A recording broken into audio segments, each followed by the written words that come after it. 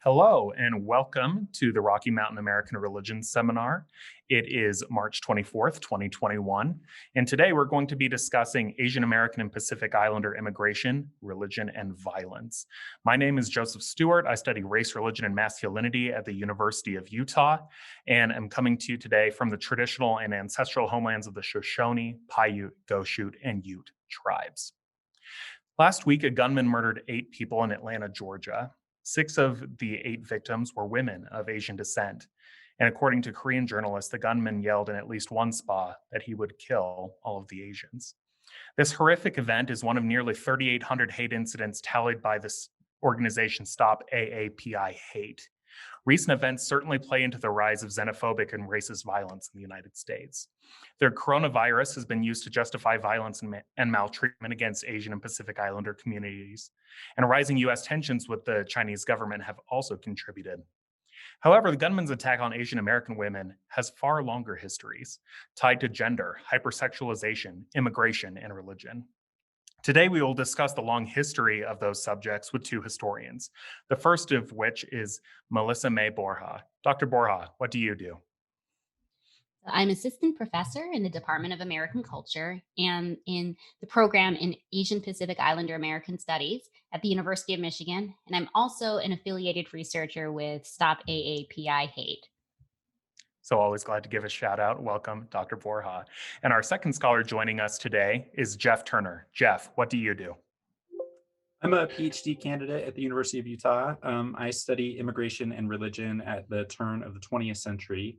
And I study specifically Mormons, Muslims, and Sikhs who migrate to the US during that time period. Marvelous. With that in mind, let's get started and look at the long shadow that many categories have played in AAPI immigration, and specifically the way that religion has played into attitudes towards it. Now, the first thing that many people may think of when they think about immigration and Asian Americans and Pacific Islanders is the Chinese Exclusion Act, but we know that there were immigrants before that time. Jeff, when did the first AAPI immigrants come to North America, and what did Euro-American religions like Protestant Christianity or Roman Catholicism? How did those religious people and religious leaders react to these immigrants? Yeah, that's a really good question. I think that it's a little bit hard to tell in terms of documentary record stuff.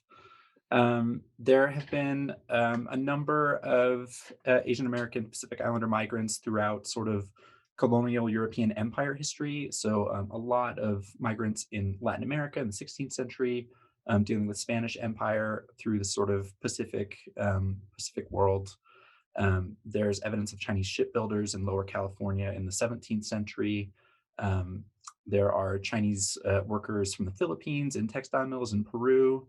But the first documented Chinese migrants to U.S. shores, as far as I know, is in 1834. Her name is Afong Moy. She was a Chinese woman, and she arrived to New York with bound feet. She ended up being a part of sort of an Orientalist exotic display that displayed a lot of Chinese goods in New York at that time.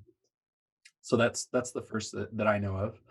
Um, I think that sort of broadly speaking, the California gold rush and indentured coolie labor are the two sort of major pull and movement factors that disperse Chinese migrants into the United States. And I think it's important in terms of talking about religion. One historian mentions that in the 19th century, race, religion, and progress are sort of intertwined categories in a way that it's a little bit hard to separate them out. And they exist sort of on a spectrum from citizenship to barbarianism. That's language of the 19th century, not mine. Um, and so I think that typically white Protestant and also Catholic Europeans or migrants from Europe end up sort of demonizing Chinese migrants as heathens or pagans, typically, without being able to recognize the diverse series of religion or the diverse religions that migrants brought with them to American shores. Yeah, absolutely. I'm really struck by the idea of flattening categories and the way of thinking about these different terms. And ones that you used is Orientalization. And Professor Borja, would you mind just telling us, just in broad strokes, what Orientalism is and how it's functioned in American history? Well, I would describe Orientalism, at least in relation to the experience of Asian Americans and their religious and racial position in the United States, is sort of a fascination and a romanticized look at Asia and all things Asia, Asian.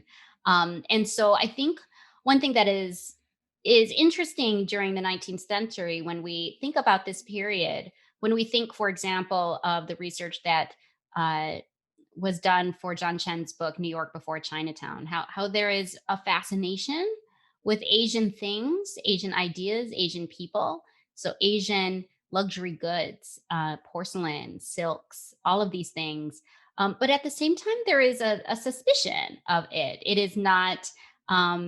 It is not familiar to people, and so on one hand, there is a desire for these things, but also that desire is intertwined with um, a recognition that these things are foreign, and whenever things are foreign and different than when those things or those people are in the United States, it does mean that they are uh, in uncertain status, and that their status in the United States and their acceptance in the United States is conditional.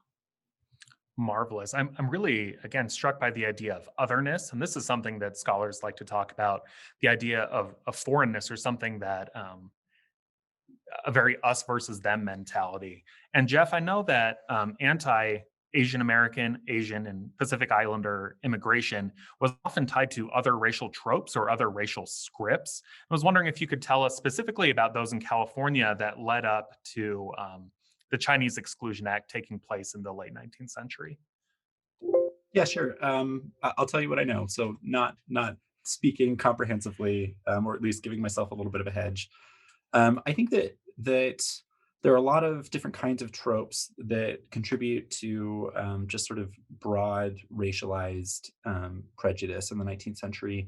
One of them, one that I research, has to do with sexuality.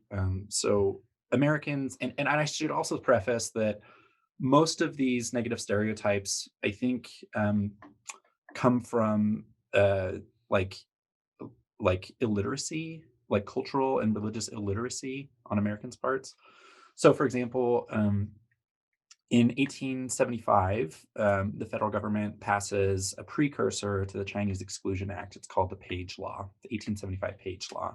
And it's supposed to deal with, it's geared to deal with prostitution or sexually deviant Chinese migrants. And in the investigation, in the congressional investigations for trying to understand like what's going on in terms of sexuality, it's just really clear that Americans have no idea how to categorize what a Chinese family looks like, or what Chinese marriage looks like, or anything like that. So they're trying to translate into like American terms in a really, really bad way. For example, um, in trying to understand whether there's sort of concubinage or polygamy going on, they actually reference Mormon polygamy in Salt Lake City as a threat in terms of Chinese migrants. Like, we don't want to turn California into a Salt Lake City. I think that's the quote. But it's clear in the precursors up to that quote that they have no idea how to categorize what Chinese marriage looks like. They're like, well, does it look like this? No. Does it look like this? No. Does it look like this? No. And also, like, maybe it looks like all of those. So I think it's just sort of a clear misunderstanding, and lack of effort, at least in this particular congressional example, to try and understand a cultural difference. Um, I think also that the racialized tropes that Americans come up with more broadly have to do with sort of deviousness, cheap labor for sure is a part of it, sexualized threat to sort of white fragility, white women's sexuality. All of these things kind of coalesce into one broad stereotype that provokes violence throughout the West, and it is violence that precedes the Chinese Exclusion Act, and also um, throughout the 1880s sort of succeeds the Chinese Exclusion Act as well. It's violence in um, if we're talking about the Intermountain West, it's violence in Wyoming and Rock Springs. It's violence on the Snake River. And Bethel Williams's book, which everyone should read, called The Chinese Must Go, details violence that doesn't end up quite being lethal. She talks about that violence as well. But she talks about the displacement of Chinese migrants and how that's an act of violence that reshapes the American West, largely sort of enforces the Chinese Exclusion Act throughout the 1880s, um, and creates this really sort of um, distinctive international tension between the American government and the Chinese government as well. Yeah, thanks for sharing that. I'm also struck by the idea of violence, and often that it's a rhetoric, or maybe it's an environment or a milieu that in which people are responding to rhetoric. Now, not necessarily specific to Asian American or Pacific Islander immigration, but Dr. Borja, are there examples of Protestant or Catholic uh, ways of explaining racial hierarchies in the world, or in explaining the differences between races that appeal to religion in the late 19th or early 20th century? Well, I wanted, in answering that question, dwell on one word that Jeff spoke of, which is threat. And I think what's really important to remember in the 19th century is that Chinese people and Asian people more broadly were perceived of as a threat on multiple different planes and intersected in really powerful ways. So, this idea that Chinese people and Asian people more generally are a threat is known as the yellow peril, the idea of the yellow peril. And it's useful for us to remember that the yellow peril drew on lots of different ideas about how Asian people are a threat. So, Jeff, you talked really compellingly about forms of sexuality being a threat. I think it's also important to think about how Chinese immigrants were seen as an economic threat to free white labor, how Chinese immigrants were seen as a threat to racial purity in the United States. Um, Chinese immigrants were seen as a disease threat. So it's really interesting and important to think about what's going on right now during the pandemic and how there are precursors to what happened in the 19th century, and how the exclusion of Chinese immigrants was often justified by seeing them as an epidemiological threat to the health of America. So I want to talk about religion because I think the reality is that lots of times when we talk about racialization and racial difference, and by we I mean immigration historians. I'm really taking my immigration historian scholars to task here. I think we tend to forget that religion is a part of the story in the construction of exclusionist and restrictionist immigration policies and in the construction of racial difference. So, religion is really important to how we construct Chinese people and other Asian people as a threat. And so, what's compelling to me is to think about how often Christian people saw Chinese immigrants as heathens who threatened Protestant morality.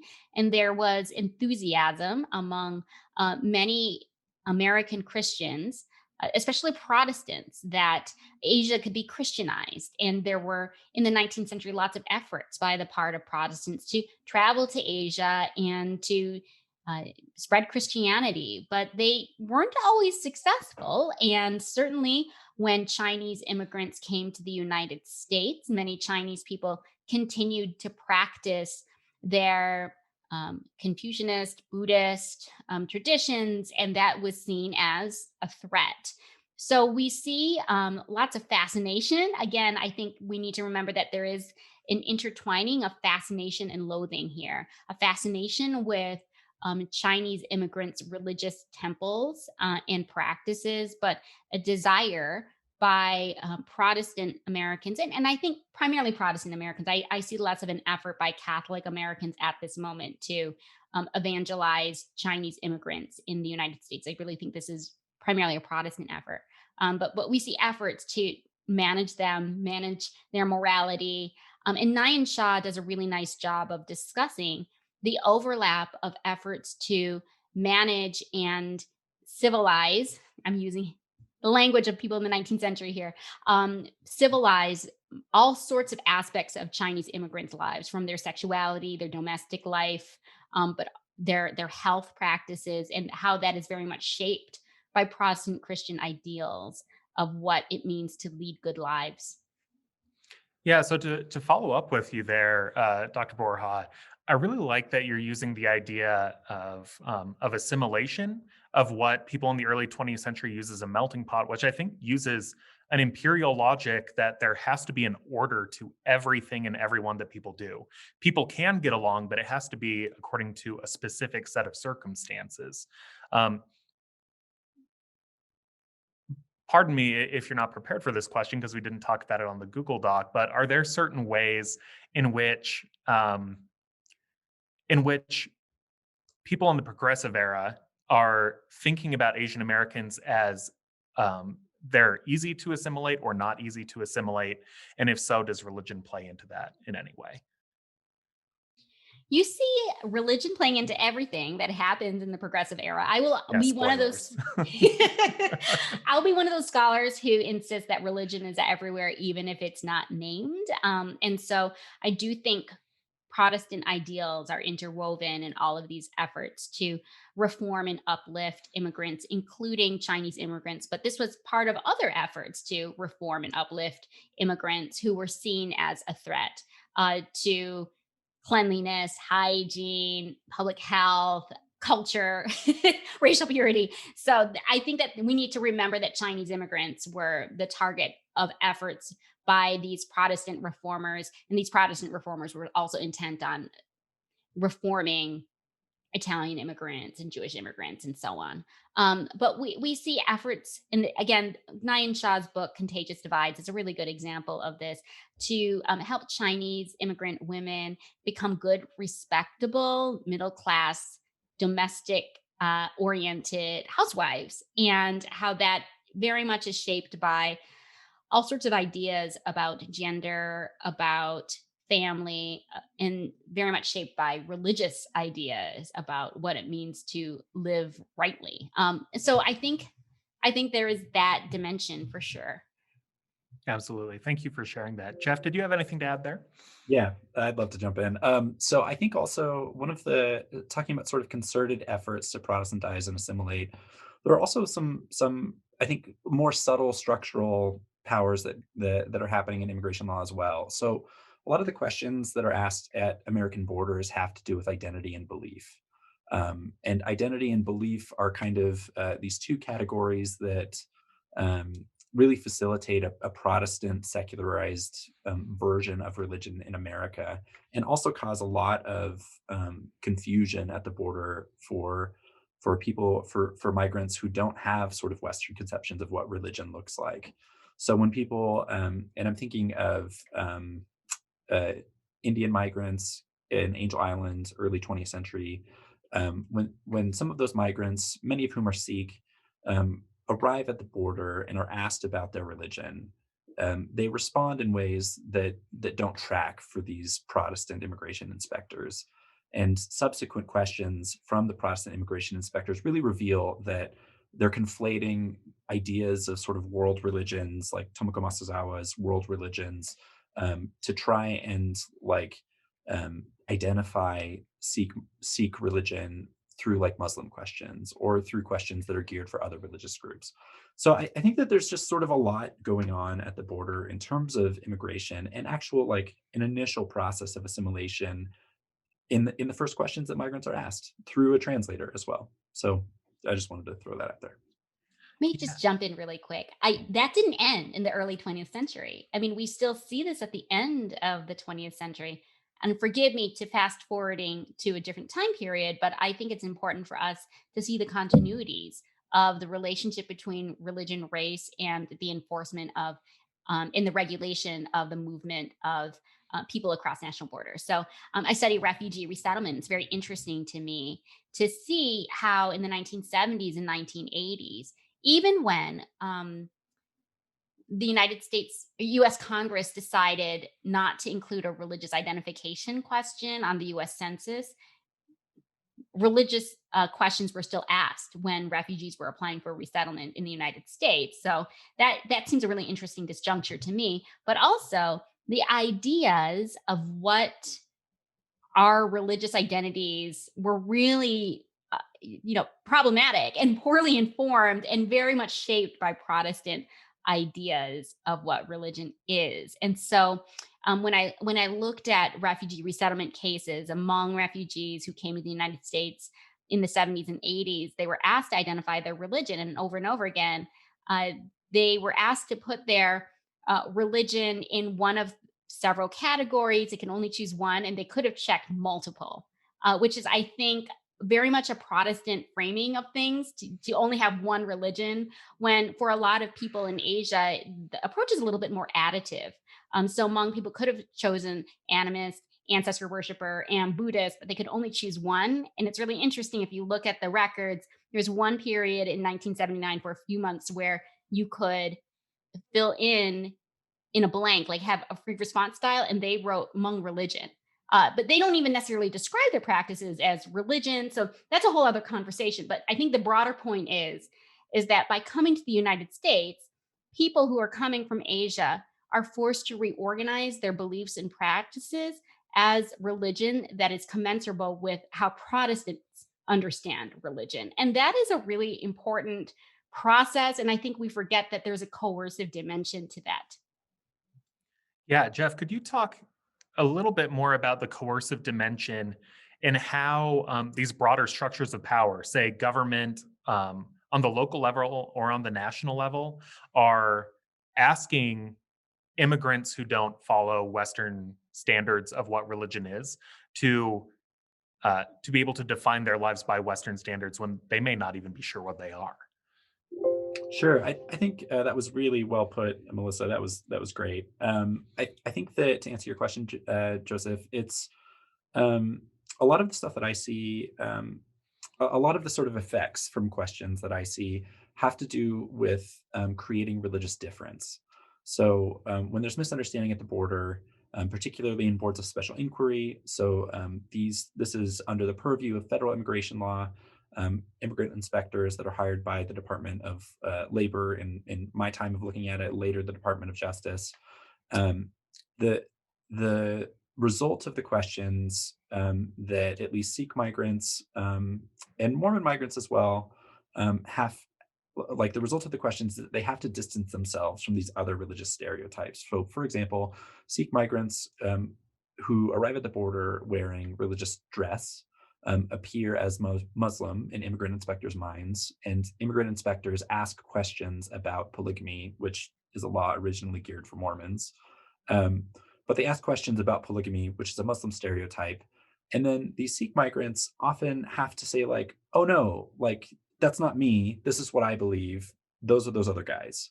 So there's a lot of just sort of religious distancing and identifying religious difference in order to sort of clarify one's own religious identity. I think that that's coercive in a similar way that Melissa was talking about, in terms of being able to check one religious identifier box, and like that's what fits a Protestant model. But it's also creating it's also preventing a sense of solidarity among, like, religious interfaith sort of support systems. So in the early 20th century, um, Sikhs create an institutional support system, the Pacific Coast also Dewan Society, that provides legal help for migrants and also provides uh, like sort of a geographic gathering space. Um, Muslim migrants from India also create their own institutional resource to help with a similar process. Um, and there are just sort of other opportunities. Like if you were to play counterfactual history in this moment, there could have been other moments where different religious groups could have provided institutional resources for one another, but they don't. And I think that that's an effect of coercive question asking. There's also some of the obvious results. Deportation is a big sort of threat. Questions about dependency and self-sufficiency related to class, questions about diseases are often excluded and are exclusive, and they're sort of racially based as well. So I think that there are a lot of aspects that um, sort of make real the power that there is in terms of border questions. I hope that answers your question. Yeah, it does. Although I'm curious, and for either of you, are there any sort of benefits granted at the border or once an immigrant has entered the United States if one happens to be a Protestant or a Catholic or Jewish or any other quote unquote recognizable religion? Uh, Melissa, would you like to go first, and then we'll have Jeff? Yes.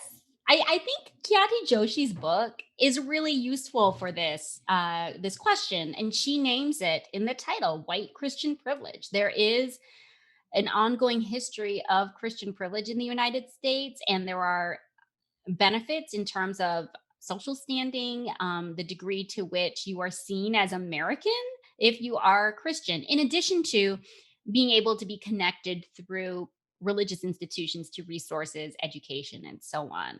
And I think it's important to name that that was true in the 19th century. It was true throughout the 20th century, and it's true today. And I think it's also important to know that many Asian Americans, when they were facing racism, have used their Christian identity as a way to counter the racism and to appeal to why they should belong in America. I think Steph Hindershit's book on Asian students organizing around their Christian identity in the early 20th century is a good example of that.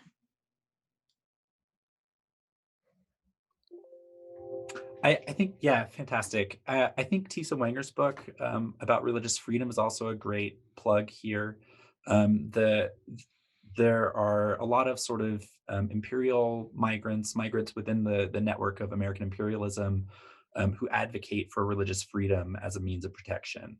And so then it's a question about authenticity and religious identity as well.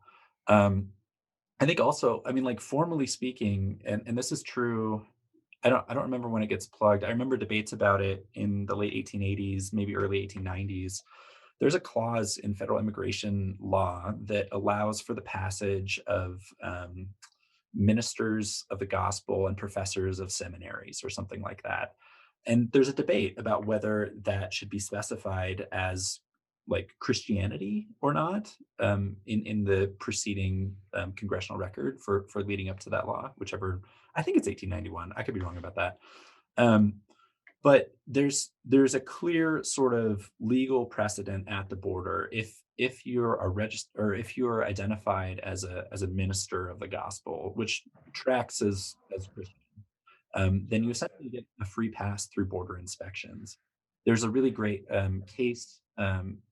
I think it's 1913, where Sikh migrants at the one particular Sikh migrant at the border is traveling to the Pacific Coast Khalsa Diwan Society, and they advocate for at Angel Island. They advocate and say this person is going to become an instructor for our religious society. This is the part of the law that that applies to him, and he would have been deported otherwise. But it takes a couple of months. It takes so much institutional support. But I think that that's very much the exception and not the rule. This particular clause is geared toward Christians for sure, and particularly Protestants, which is one aspect of privilege that also facilitates migrants in that way, in a religious way. Absolutely. So, once again, just to introduce, this is the Rocky Mountain American Religion Seminar, speaking with Melissa Borja and Jeff Turner. So, another primary event that many folks in US history may be aware of is Japanese incarceration during World War II, in which tens of thousands of Japanese immigrants, often including those who had been born in the United States, so the children of immigrants or grandchildren of immigrants, were brought to remote locations throughout the United States, including about 2 hours south of where I'm sitting in Utah, in Topaz was the name of the site. And I would just love to hear from either one of you how religion is playing into this idea, especially in a time of intense nationalism during World War II. The idea that um, Japanese citizens or Japanese immigrants, both Japanese people in general, need to be separated from Americans during this critical time. Does religion play into that at all? Melissa, would you please start for us? Absolutely. Yes. I think anytime Asian American people have been marked as foreign, they are really vulnerable, especially during times of crisis. And so World War II is a really important example of that. The Japanese Americans were marked as different racially, but they were also marked as different religiously. Now, Japanese Americans in the United States during this period had significant numbers of Christians, but also really significant numbers of Buddhists.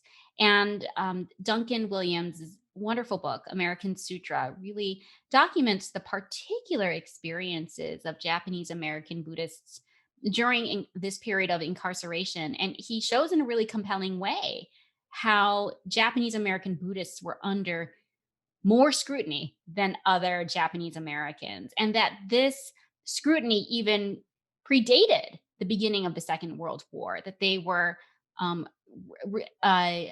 constantly under the microscope of the government. And really, Japanese Buddhist institutions were really seen as the place where there could be disloyalty fomenting. And so I think we see here how the issue is not just that Japanese Americans were racially different or constructed as racially different, but religiously different as well. And that had really different consequences for different Japanese Absolutely. Jeff, do you have anything to add? I think that's perfect. I just want to broaden and say that this sense of nationalism is intimately tied to a sense of citizenship as well. Um, so I just think that that's really important. Religion plays an important role in the dynamics that Melissa mentioned. Well, so to follow up on that, I mentioned before that Japanese citizens are often detained as well. Um, is there a limit to this sort of Christian privilege for Asian Americans that you could speak further to, Jeff? I don't know that I'm qualified to speak to that. Okay. Sorry. No, fair enough. It's something that I think about just as we have a student at the University of Utah who just graduated who looked at the Topaz internment camp and how different religious groups ministered um, to Japanese Americans and thinking about the way that they saw them both as an embattled minority, but also still as foreign, still as a threat. And I think that this is a theme that, as Melissa pointed out, and Jeff, that you've alluded to as well, you're constantly both very interesting but also very dangerous at the exact same time as an Asian American or Pacific Islander immigrant. Um, One of the next big events for when there are more and more Asian Americans and Pacific Islanders coming into the United States is in 1965 with the Hart-Celler Act. And Dr. Borja, could you introduce us to the act and what it meant for the United States? 1965 Act was a transformative event. Now, to give you some background, between 1924 and 1965, the United States had national origins quotas that were created under the Johnson-Reed Act.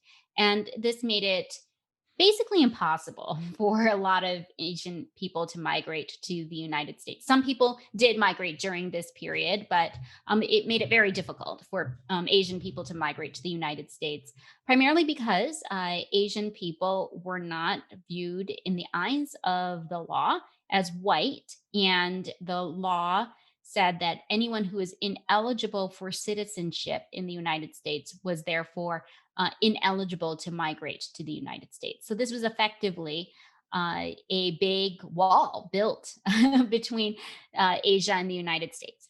And things changed during the Cold War and in the context of the civil rights movement, and also in the context of the immigrant groups that were seen as a threat. And here I'm talking about European immigrant groups, Italian Americans, Jewish Americans, really seen as a threat in the beginning of the 20th century, and who were in many ways also the target of the Johnson Reed national origins quotas, how they became middle class, they became more politically powerful, they proved their Americanness during the Second World War, and they began to push for change in immigration laws. Now, the immigration laws that we see in the middle of the 20th century, and I would include the McCarran-Walter Act of 1952 here also, really opened the door to more migration from Asia at the same time that it made it more difficult to migrate to the United States from the Western Hemisphere. For Asian Americans, though, this really, for Asian migrants, I should say, this really meant that the Asian American population exploded in the United States.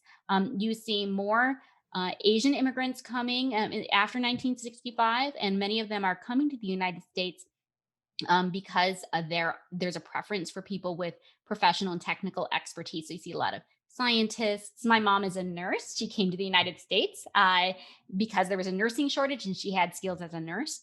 But you also see Asian immigrants once they're in the United States sponsoring through family um, reunification dimensions of the Hart-Celler Act. Their relatives. So it's just a long way of saying it transformed the demographics of the United States racially. It grew the Asian American population. And there were religious consequences to this too, because it's really Asian American immigrants who are bringing greater or religious diversity in the second half of the 20th century. More Hindus, more Muslims, more Buddhists. And this is a really substantial change, not just to the demographics of the US, but also to how the US handles religious diversity and handles questions of pluralism. Yeah, absolutely. So I'm also just thinking um, about how it transforms. So not only non-Christian groups, but Christian groups as well. The number of Filipino Catholics who immigrate to the United States, for instance, um, and just thinking in general about how immigration and religion is not only a racial concern for politicians, but also a religious concern for those with who are leading individual congregations or parishes or other religious organizations.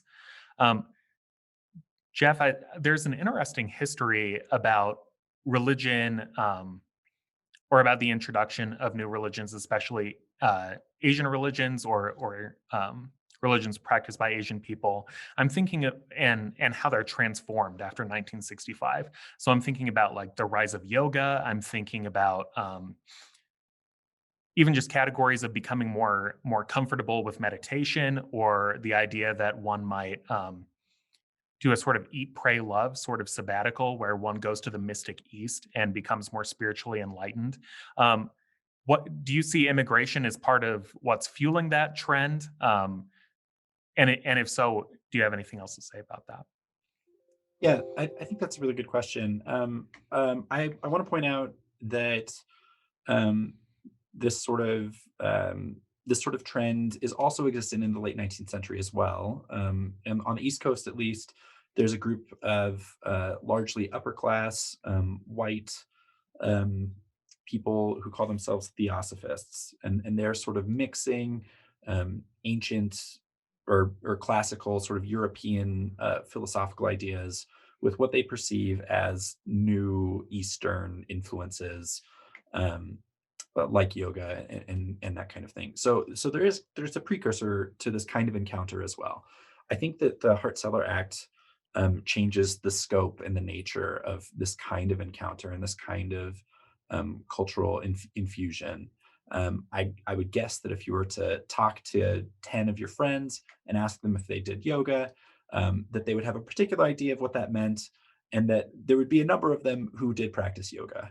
And I think that that's just evidence of the kind of cultural diffusion that happens in this particular moment. On the one hand, um, with religious diversity, there's a lot of practice of tolerance. There's a great book about Flushing's New York that deals with post 65 immigration and what religious tolerance looks like in this particular district of a city.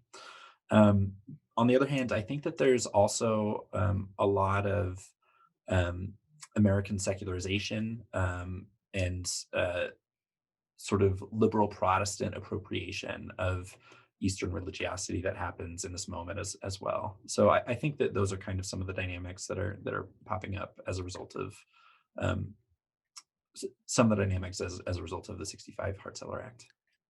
Yeah, I just also laugh because as an assignment for students, I'll say that this is clearly in the before times, but now I do it with YouTube videos, which is you need to attend a yoga session and what is the racial composition of the yoga studios that you're in.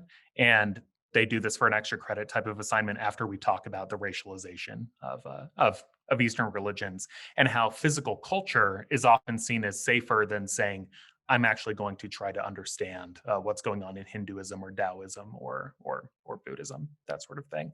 Um, Professor Borja, another question that comes into mind is the myth of the model minority.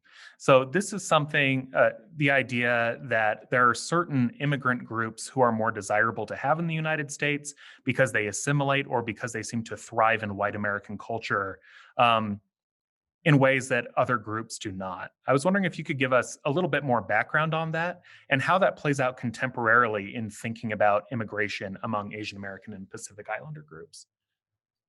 Thank you so much for bringing up this topic. I think it's such an important context in which to understand all of the discussions about race and racism in the current moment.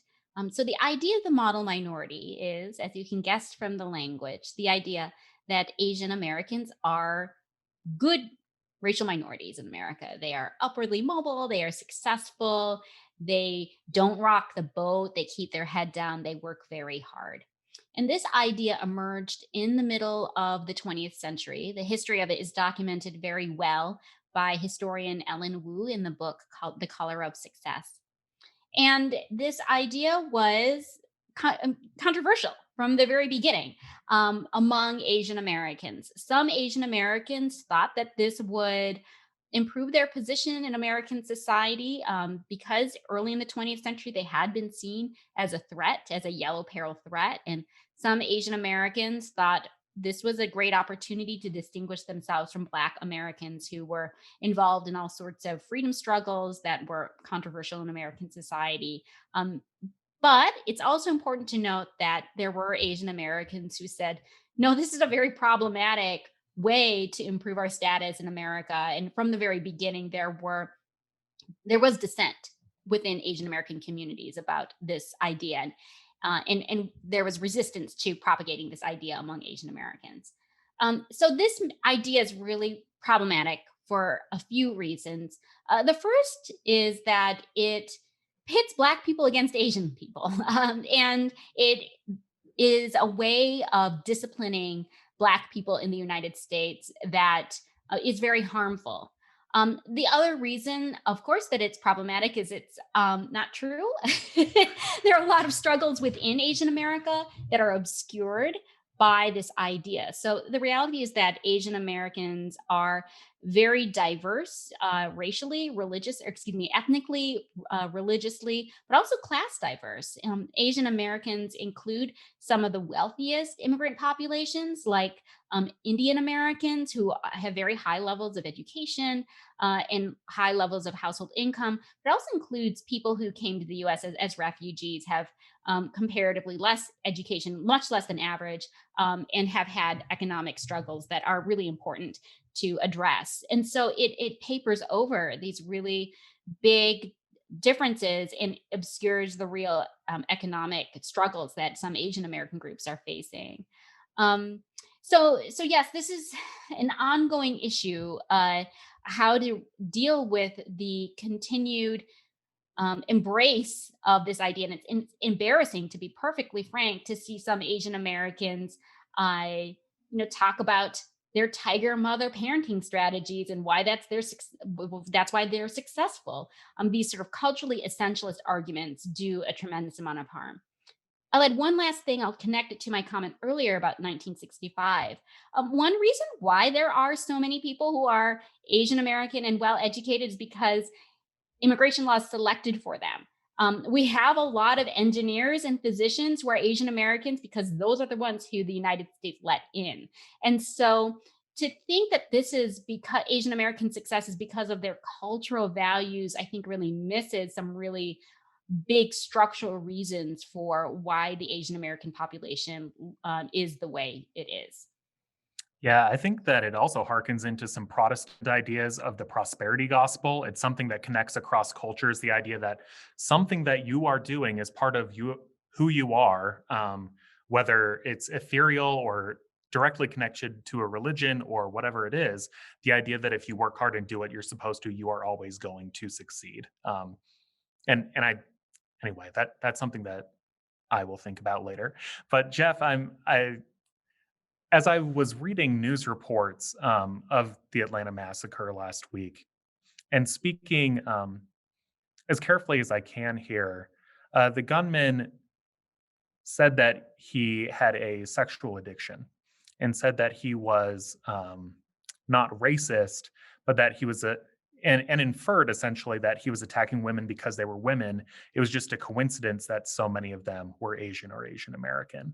And I know that because of what you study, could you tell us more about the longer history of the hypersexualization of Asian women and how that fits into what we might call Protestant sexual norms?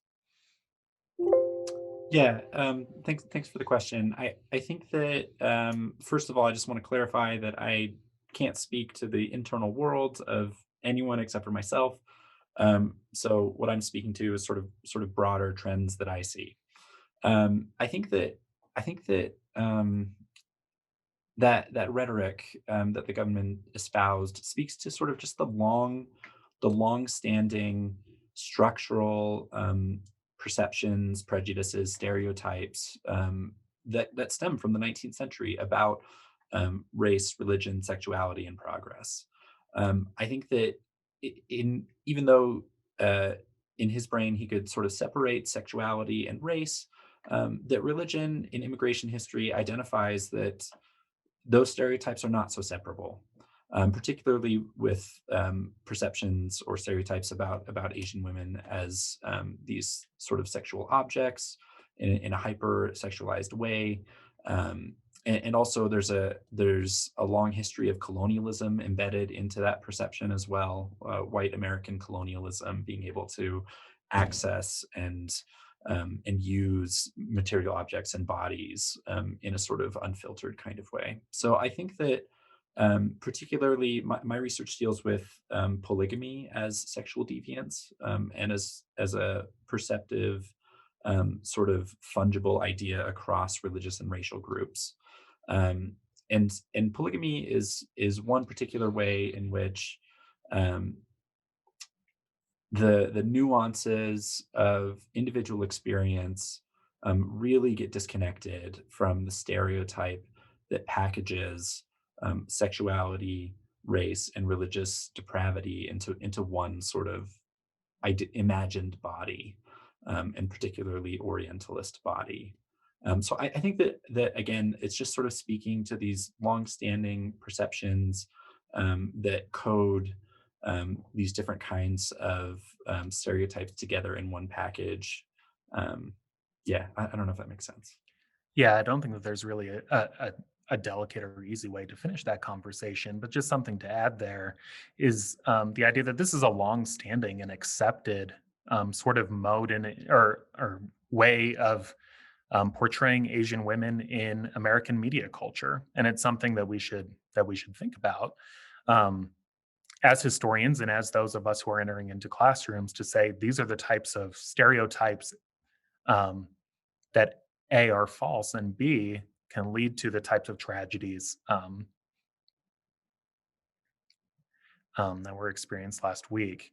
Um, Dr. Borja, while also inviting you to add anything that you'd like to that, I was also struck in reading coverage that many of the victims were hesitant to have their names released to the public for fear of immigration concerns. And is that something that goes back further in American history, or are there things that that students and historians should understand about the power of the state over immigrants who are either documented or undocumented in the United States? Yes to all things you said. I mean, we're talking about a group of people who were vulnerable in so many different ways. So I just want to tease that out a little bit. I have been working with my research team at Michigan as well as with Stop AAPI Hate to document anti-Asian racism during COVID.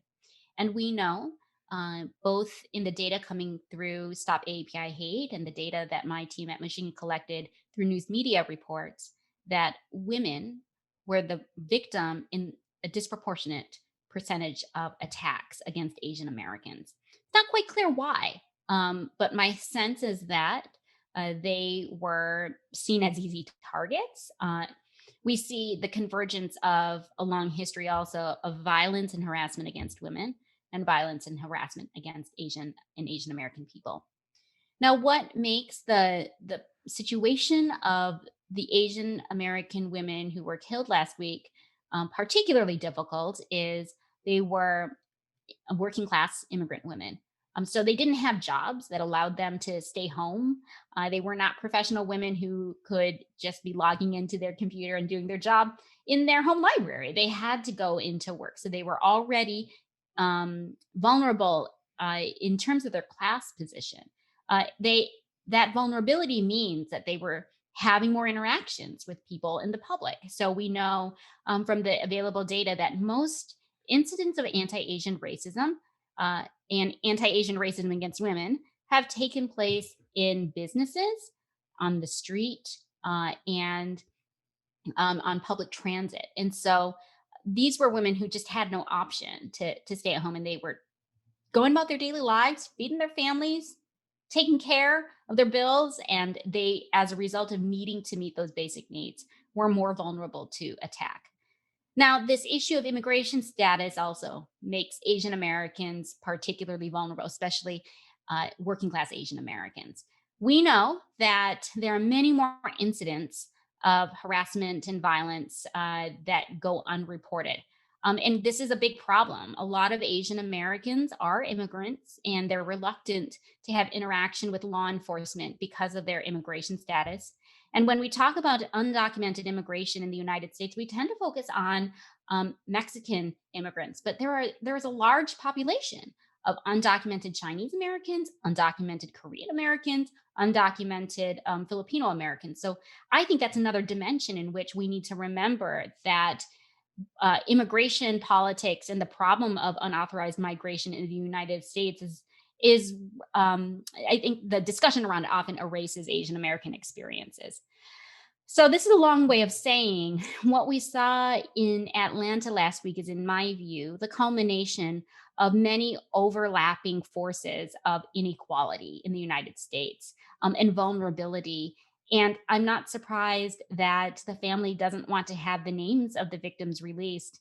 And it is also a reminder that some of the things that we do to express our commitment to the dignity and humanity of people, like saying people's names, might be experienced differently by different groups. And so there's this movement oftentimes to, say her name, say the name of the victim, but actually that might not always be helpful. It's a reminder for us to be humble in how we do work and try to live justly and compassionately, that what might work well for one group might not work well for another. Absolutely. I think that's a perfect way to end. Just as a way of finishing, support your local historian in any way possible, so that whether that's purchasing books or supporting exhibits or donating money or time, please go ahead and do that. Please also, in any moment, but especially in the wake of so many violent shootings, especially um, with what happened in Atlanta last week, recommend Stop AAPI Hate as an organization to support, but there are also local groups to which you should investigate in your own communities. So, Dr. Borja, Mr. Turner, thank you so much for joining us today. And wear your masks. We'll be through this soon.